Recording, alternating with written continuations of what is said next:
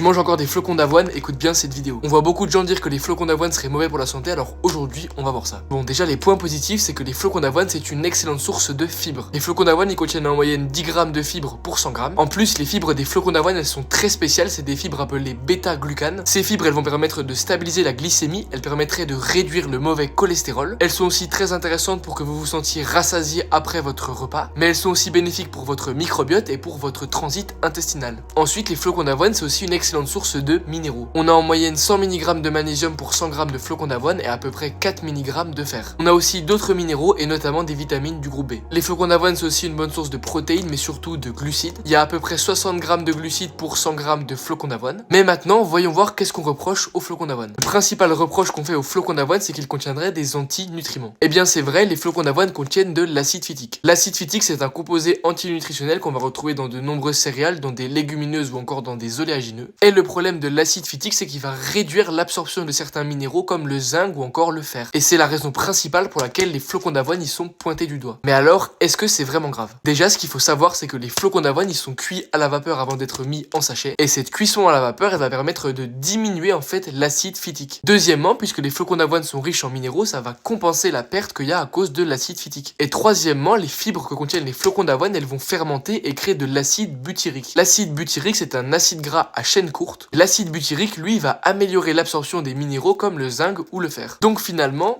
c'est pas si vrai que ça. Et en plus, c'est pas tout, il y a des manières de réduire l'acide phytique. En faisant cuire ou encore en faisant tremper les flocons d'avoine, ça va permettre de diminuer cet acide phytique. Donc globalement, les flocons d'avoine, c'est quand même vraiment un très bon aliment. Et sans parler du fait de son prix qui est super intéressant, on est entre 1 et 2 euros le kilo. Bref, si vous aviez prévu d'arrêter de manger des flocons d'avoine en 2026, pensez-y deux fois.